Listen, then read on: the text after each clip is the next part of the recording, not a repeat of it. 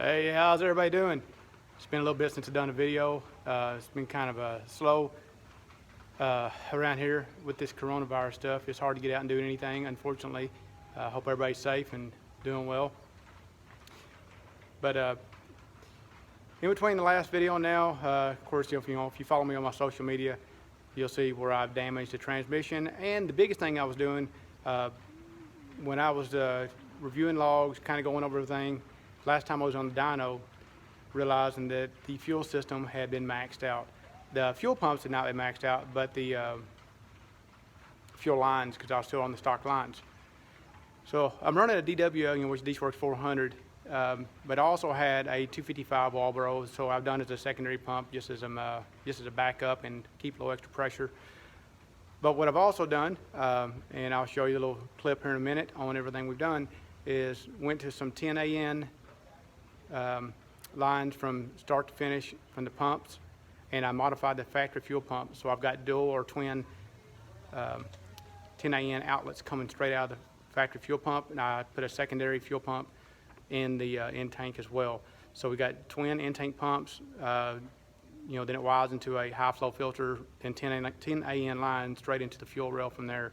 So fuel pressure is definitely there now, no ifs, ands, or buts, and I'm not dropping fuel pressure. The other thing we did was we went to a air-to-water intercooler system. I was pretty much maxing out the intercooler I had. It was a big intercooler, but it wasn't a thick intercooler, and it was just a basic one. And honestly, I didn't think I would make this much power this quick, and I expected to do upgrades anyway. So I went to an air-to-water intercooler system, and I'll, of course, show that in the video, and kind of some of the benefits of the air-to-water. So either way, here goes the video. I hope everybody enjoys it. I hope it's educational, and we'll be getting the track soon. Of course, the last time we went out the track, this car was fighting intake temperatures just creeping up really high, and that's why we was having to go to the air-to-water intercooler system. So anything over 120 really is not good on these cars, especially turbo car. I had it set to start pulling timing in between 120 and 130, and last time I was pulling like 4.5 degrees by the time I was getting down the track. My car's still trapped at like a 1050 to 140 miles per hour. So it's still running good, even though it was pulling 200 horsepower out of the car. So one thing I've done to combat the heat, one, installed a turbo blanket, try to help out. I've wrapped the intercooler pipes because any of the residual heat up here, these pipes were getting so hot that that can't be good. Everything's getting heat. So what we've done here is I've installed an air-to-water intercooler system. You've got a feed line coming from a tank inside the car, which will be an ice box. Comes in to one side, as you can see, it cycles in right there, then cycles back out. Both lines run up underneath and through the firewall.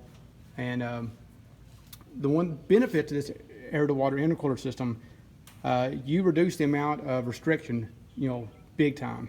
So instead of having to go from air having to break free from here to here and go through a big long 20 or 30 inch long core, this core is only 4.5 inches thick.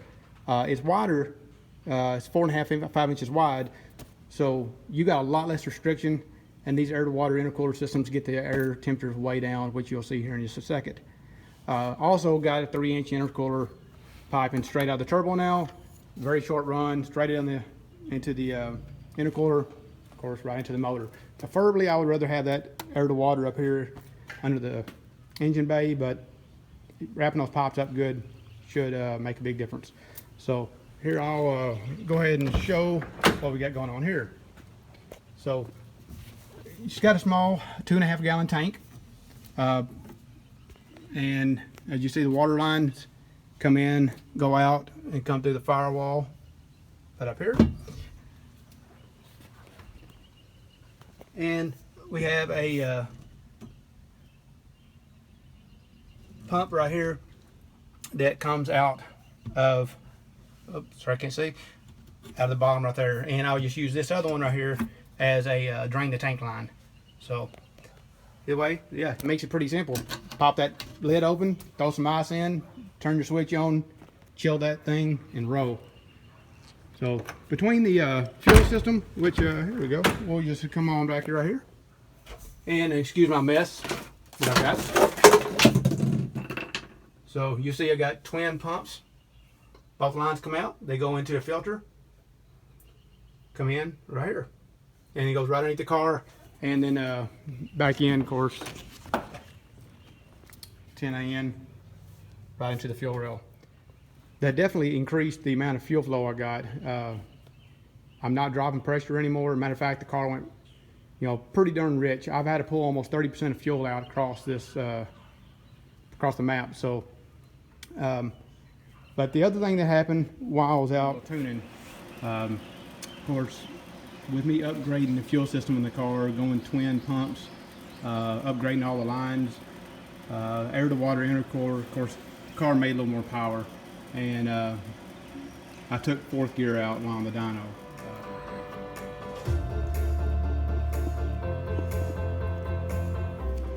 It was the last pass, the highest boost pass, and it definitely let it go. So luckily I've got good friends, and everybody's accumulated parts in my racing community, and somebody had this particular transmission, and I am doing the fifth gear cuff just to try to hold the stacks together. The way my gears had come apart on this transmission, you can just tell it started where the gears had started pulling apart, and the teeth had just ground down from the top edge down, they just kept going off the way I found all the pieces. As a matter of fact, pieces are all right here. And if these stacks hadn't tried to pull apart, the odds are it wouldn't have broke. So the nice thing about these particular gears is he already had them cryo treated, so they do have a little more tolerance to them. Put the fifth gear cuff in, and for the power range I'm at, like I say, I've made over 100 passes down the track with this last one and never had a problem. And I'm just getting to that power level where if I don't do something, it probably will happen more often. And the only thing we can do is try to do what we can to keep it from happening. So this is how the actual water system is going to work. Here's my line coming in and out. Here's my new pump that we mounted. You can see right there. Line comes out into the pump, cycles all the way back around, and pumps back in.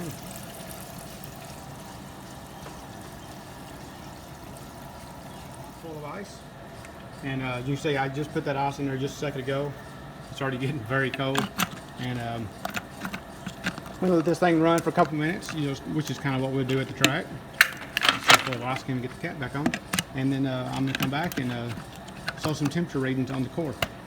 Okay, we're about 1.5 minutes to 2 minutes in. As you can see, this thing does not take long to start getting chilled. So, like I say, here in just a second, we'll take some temperature readings and just see how cold this core gets.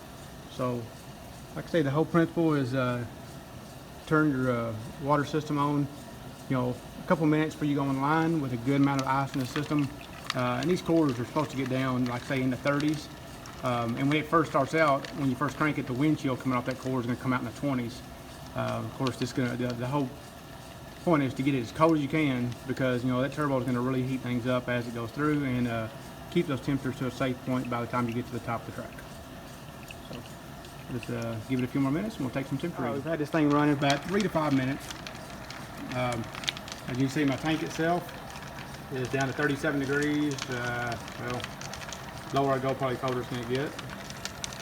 Got 35 at the bottom, which means the water is actually really cold. You want to utilize most of the ice. Let it kind of get mixed into the water, get that water down, as cold as you can get it. And then now let's see what we got on this core. That's the kind of numbers you want. We are actually right at the freezing mark, which is incredible. So you get out there on a 90-degree day, everybody else is going to be inconsistent, losing power.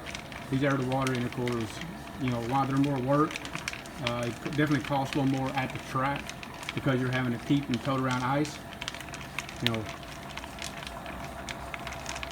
They're just cold air, and your car's going to be consistent as everything. So, like I say, I really appreciate everybody always checking in on my videos. I'm not a big YouTube channel, as everybody knows. This is purely for me, my fun, and just a little bit of education for the person trying to do it like me that's on a budget.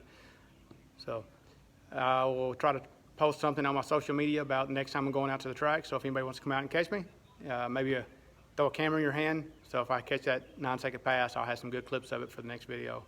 But as always, thank you for checking in, and stay safe.